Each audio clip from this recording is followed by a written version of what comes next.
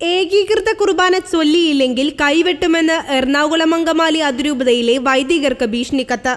15 വൈദികർക്കാണ് ഭീഷണിപ്പെടുത്തിക്കൊണ്ടുള്ള കത്ത് ലഭിച്ചത്. ആലുവ അശോകപുരം ഇടവക വികാരി ഫാദർ ആന്റണി ചോലിക്കര അടക്കമുള്ളവർക്കാണ് ഭീഷണിക്കത്ത് ലഭിച്ചിരിക്കുന്നത്. വിമത വൈദികർക്ക് വേണ്ടി മാത്രമുള്ള സമ്മാനമാണിതെന്നും കത്തിൽ ചൂണ്ടിക്കാണിക്കുന്നു.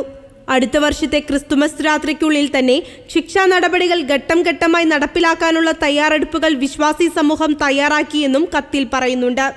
സഭയെ അനുസരിക്കാത്ത മെത്രാന്മാരും വൈദികരും വിശ്വാസികൾക്ക് ആവശ്യമില്ല എന്ന് കൂടി കൂട്ടിച്ചേർത്താണ് കത്ത് അവസാനിപ്പിക്കുന്നത്. ഡിസംബർ 25 മുതൽ എറണാകുളം അങ്കമാലി അതിരൂപതയിൽ സിനഡ് നിർദ്ദേശിച്ച ഏകീകൃത കുർബാന നടപ്പിലാക്കണമെന്ന് ആവർത്തിച്ച് സീറോ മലബാർ സഭാ നേതൃത്വം രംഗത്തെത്തിയിരുന്നു. സഭാ തലവനായ മാർപ്പാപ്പയുടെ തീരുമാനമാണിതെന്നും സഭാ കൂട്ടായ്മയിൽ തുടരാൻ ആഗ്രഹിക്കുന്നവർ മാർപ്പാപ്പയെ അനുസരിക്കണമെന്നും വാർത്താക്കുറിപ്പിൽ അറിയിച്ചു.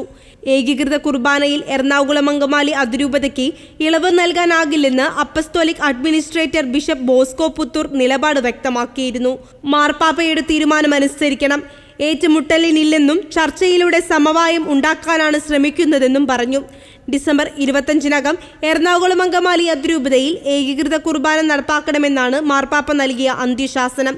മാർപ്പാപ്പയുടെ തീരുമാനം അന്തിമമാണെന്നും അത് നടപ്പാക്കുക എന്നതാണ് തന്റെ ചുമതലയെന്നും പുതിയ അഡ്മിനിസ്ട്രേറ്റർ ബിഷപ്പ് ബോസ്കോ പുത്തൂർ പറഞ്ഞു.